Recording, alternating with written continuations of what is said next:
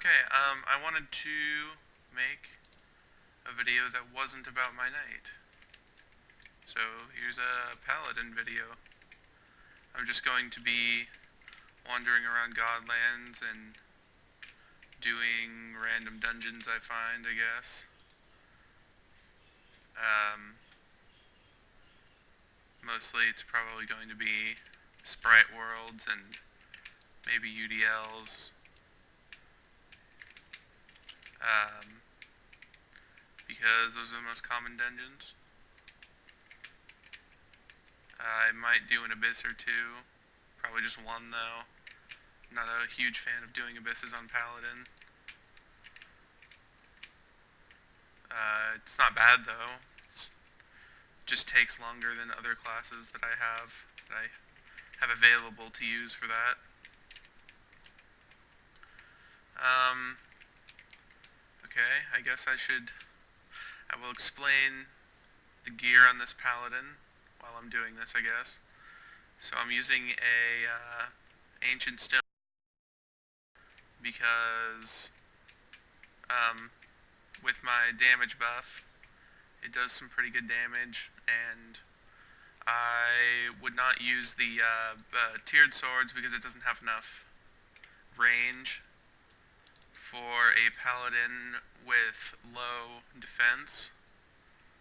It's got low defense because unlike the other melee classes, its ability does not come with defense. So I use the longer range so I can dodge better to try to compensate for that. I don't want to use the crystal sword because the ancient stone sword has enough range to where the little tiny bit of extra range from the crystal sword wouldn't matter to me. I keep getting quieted. And the extra damage from the ancient stone sword is very nice, even though it does fire slower. I'm using I'm using candy coated armor, even though again it makes me fire slower because this class is not about firing fast. That's the warrior. It's about strong hits. And it's not like the it's not like firing slower makes it makes me not get soulbound in. I still get soulbound in on everything I want to hit. So it doesn't really matter to me.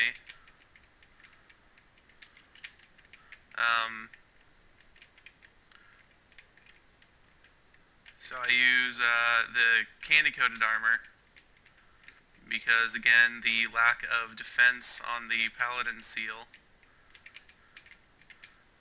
does not help with a melee. Sorry, I woke up recently and I'm still trying to do that.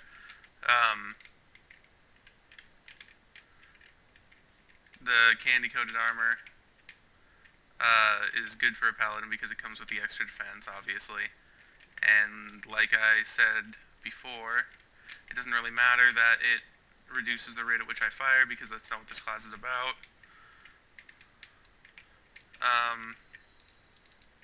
Oh good, that.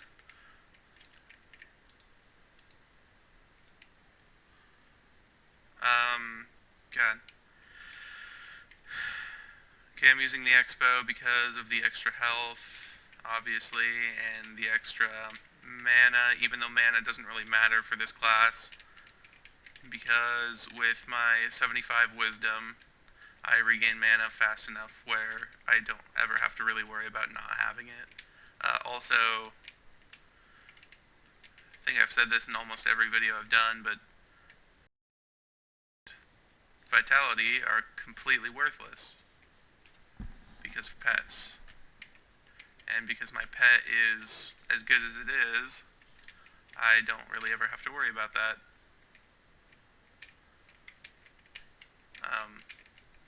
Because by the time this seal wears off, I have already regained all the mana from using it.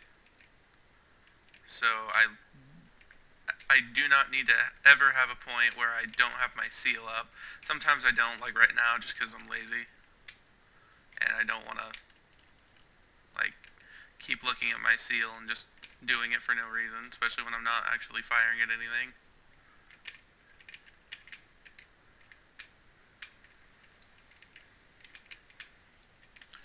Might have to go back there and get the coils. Back here. Yeah, looks like it. That's a confused room right there. Indicator room, telling me that that is the right way to go to get to the boss. So I guess after I'm done in these rooms, instead of going down here, I will go back to those other rooms. I'm using the tiered seal instead of an Oreo, and I'm not carrying around an Oreo because it costs too much to cast for a very short amount of invincibility, and invulnerability is fine, but because it has to ask the server if it's okay for me to be invulnerable right after I use the seal. The server usually takes a little bit of time to respond, making the invulnerability last a shorter amount of time than it actually says it is. So instead of 1.4 seconds, you get something like, I don't know, I'm not even going to guess. But you get something that's not 1.4 seconds. So to me, that's not really worth using unless your mana can recharge all the way from the last time you used it by the time the seal wears off, which is 6 seconds, and my pet is not that good yet. I assume that when my pet is that good, I will carry around an Oreo and use it, but as of right now, it is not. So I just carry around the tiered seal because it does basically the same exact thing for me, but it doesn't give me, one random second of invulnerability, which I would never actually use anyway unless I was in a very bad situation, because I don't want to put, again, a melee class with very little defense compared to the other melee classes into that kind of danger, because I don't really want it to die. So I don't worry about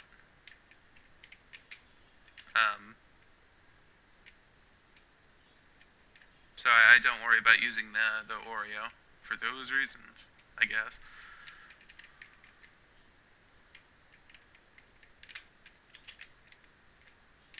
This is a happy room.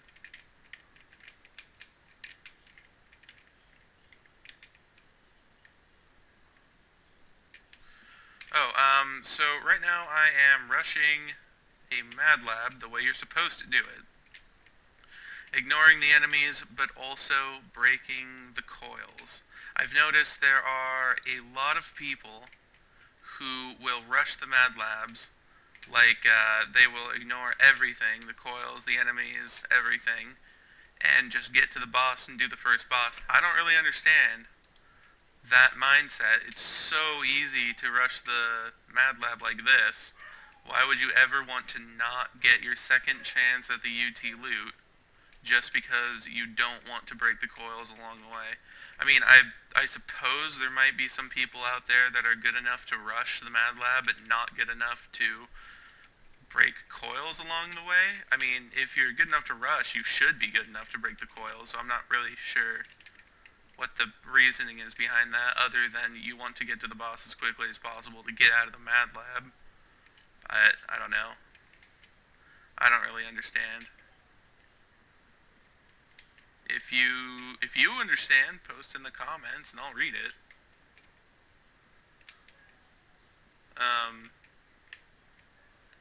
But yeah, explain to me why people don't break coils when it's so easy to. I don't know. I don't get it.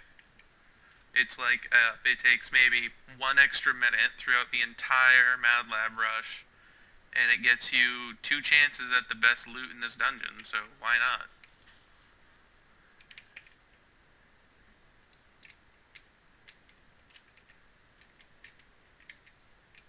Doesn't make sense to me.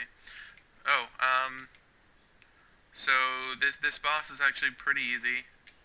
You have to, the only things that you really have to worry about are the pink bots, because they will confuse you into the turret shots over there, and Dr. Terrible's green potions, because they can instant kill you almost no matter what. I think a knight with max defense and okay gear can survive the shotgun, I think. But I think it'll leave him blinking. I think he will almost have died. Okay, I am leading most of the ads out of the boss room so that they don't spawn over and over again as I kill them. I don't really need to, I guess. I just would rather not have to deal with them. Having one in here isn't all that bad, because easy to kill. Doesn't really matter. Doesn't do a ton of damage. And since Dr. Terrible has no shots for himself, you don't really have to worry about taking damage unless you step on a green potion, in which case you're generally dead, so it doesn't matter.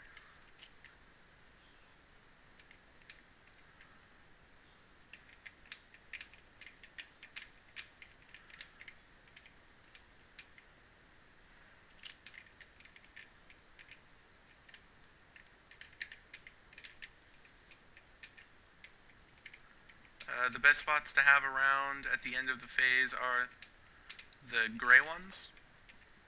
Think the rampaging cyborgs or something, because they are easy to kill off, and they oh yeah, okay, so they're easy to kill off, and they don't actually have a shot that does a ton of damage. So if you are not leading ads out of the boss room like I did, then you just want to have a bunch of the gray bots around.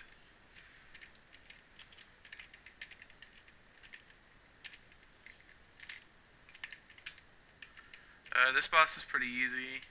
Some people, I guess, still don't know how to do it, but this dungeon's been out for so long, I don't know why. I mean, I guess if they're new players, but if you're a new player, all you gotta do is lead this boss into that pool of green stuff, and then he will transform, and you can fire at will. But when he is in that, you can't damage him, ever. No matter how many times you shoot him, he will not get hurt, ever. So there is no point in standing over here and shooting at him, because you're just going to mess up the dungeon for everybody, make it take a long, long time, and there's no reason for that.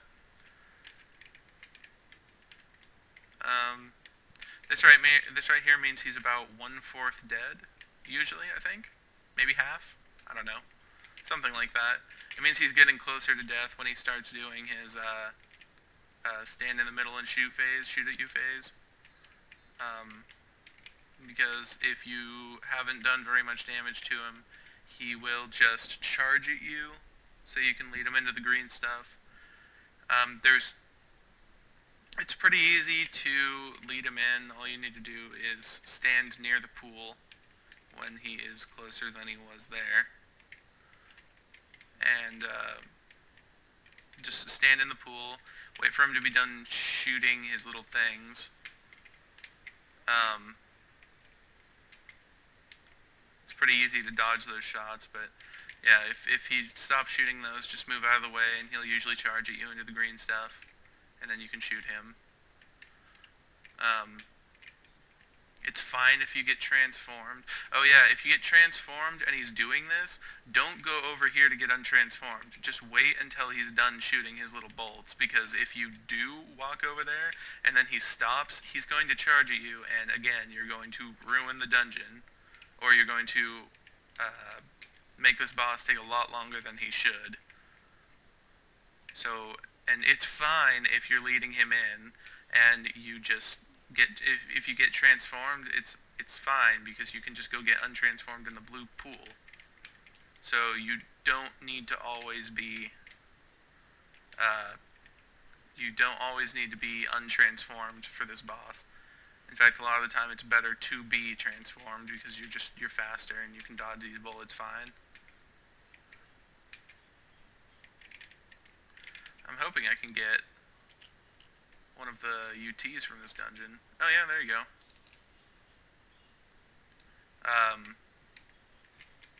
Okay, so apparently there is a myth that that breaking like the tables in this dungeon, like the brown tables with the I don't know potions on it, will lower the UT drop rate.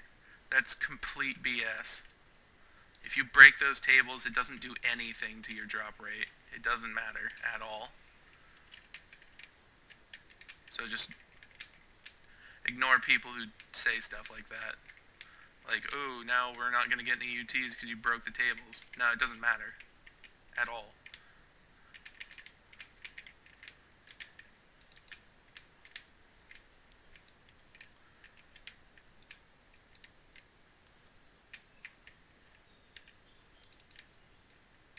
Okay. Okay, there's a hermit god over there.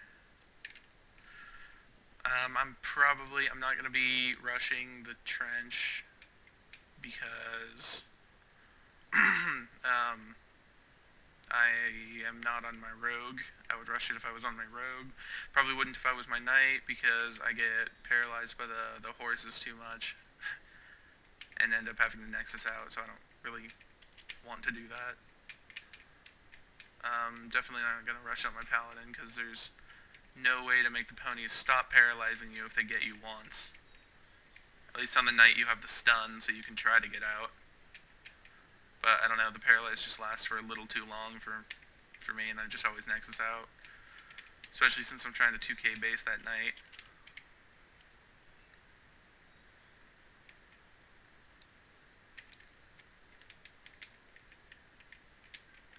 A lot of ads here. Oh, so the Eye of the Dragon is spawned. I don't ever fight those on anything but my knight, because my knight has a high enough defense to where I don't have to worry about it. I'm guessing that guy's full of BS. Guessing that guy did not get a Juggernaut helmet. Oh yeah, that's another thing I don't understand. Why do you ever call out loot that you don't get? And then when people, like, call you out on it, you're just like, God, dude, it was a joke.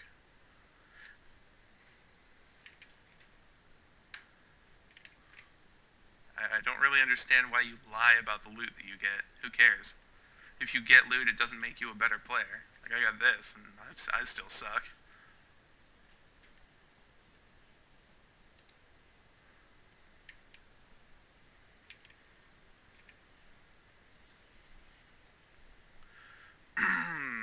Waiting.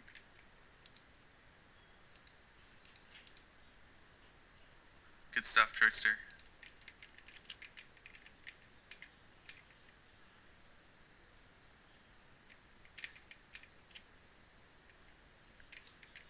Buff everybody, and nothing. Okay.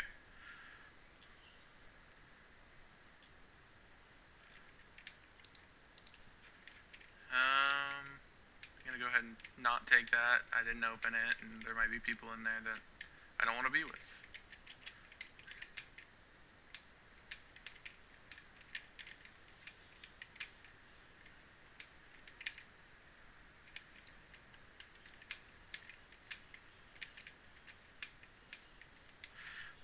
Oh, I don't like having UTs in my bank that I'm not either planning on using or using or going to use on a character currently. So I'm probably just going to use this for the feed power because I had 4 at one point while the Soulbound was off because, I mean, why not use them for trading? I mean, I guess I didn't use them for trading. because when Soulbound came back on, I still had the 4, but I kept them just in case I wanted to. But I did use them all for the feed power when Soulbound came on, because, whatever. Uh, I do have a couple of UTs in my vault right now that I am not using, because I am going to keep them in my vault and then see if one of my guildies wants one.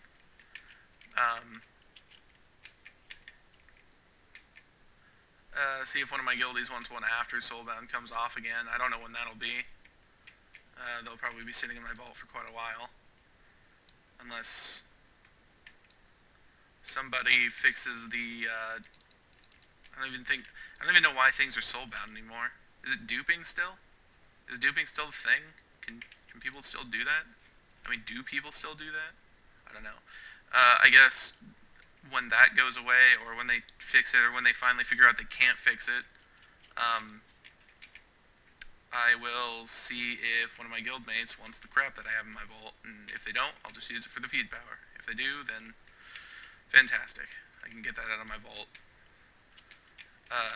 Yeah, I don't really see a whole lot of reason in accumulating wealth. I mean, sure, it'll help you if you die on a character, but right now UTs are completely worthless, so I don't really understand why I would keep any of them.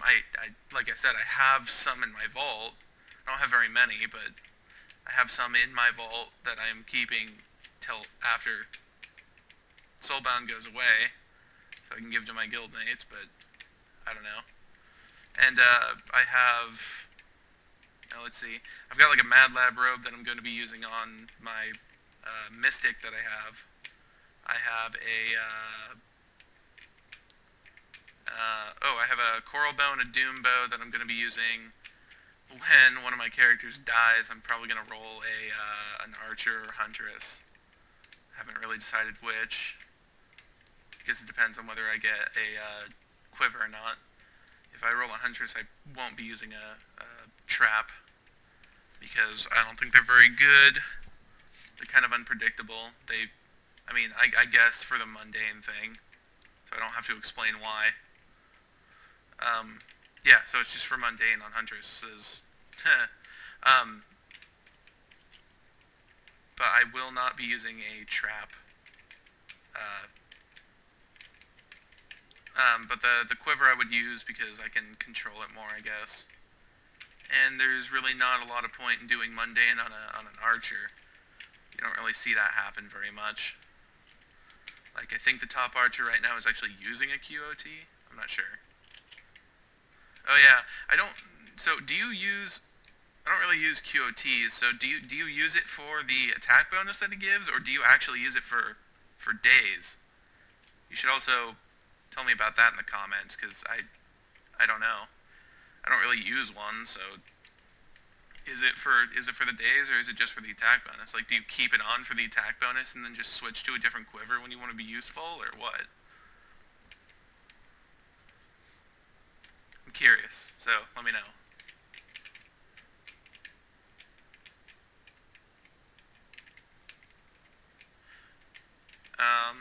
Probably gonna do just the one more dungeon here and then finish up, I guess. Whatever it may be. I guess this one. This one will probably just be, I don't know, one of those people might come in, not sure.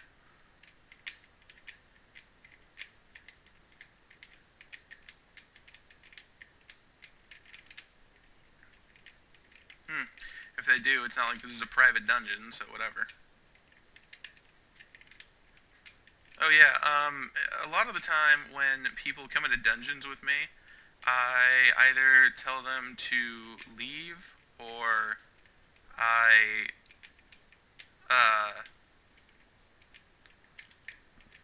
don't know if this has ever happened to you, if you've ever seen me around playing before, but I either tell people to leave or to, I don't know, be helpful or useful or whatever.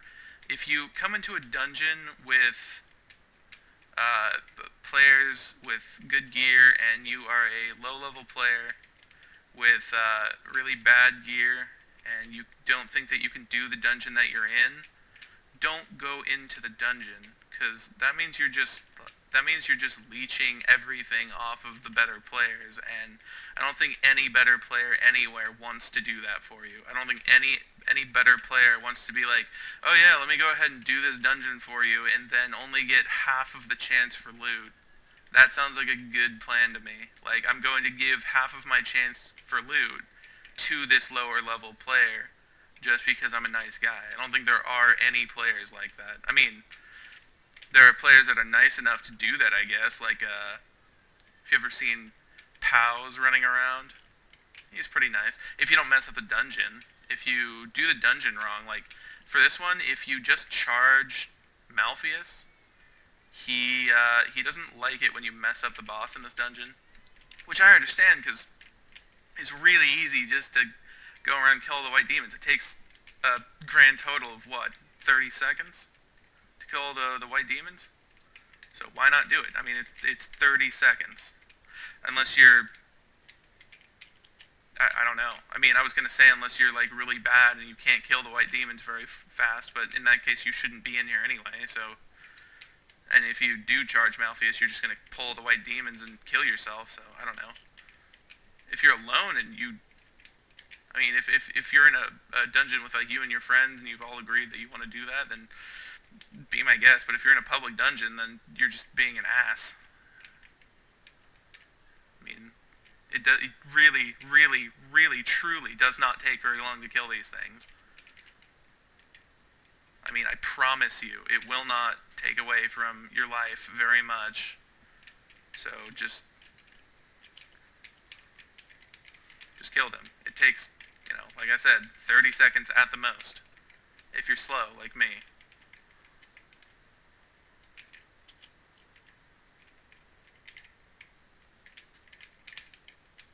Yeah, the Malpheus is actually a really easy boss. You can do him on basically any. And by basically any class, I mean you can actually do him on any class. He's really easy to take down. I mean, it may take you a couple of extra phases, but he will die. Oh yeah, so I don't have a backpack still, so I'm prioritizing loot. I prioritize vitality over dexterity just because it takes longer to get vitality from the dungeon I just did, because dexterity dungeons are really, really, really easy to do. So there's absolutely no reason to take the dexterity over the vitality, I guess.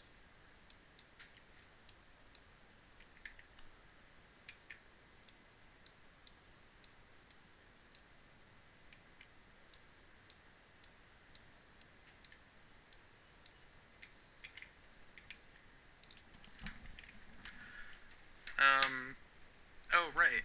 So in the box I just walked over, there is a top set of Hydra armor, which I keep because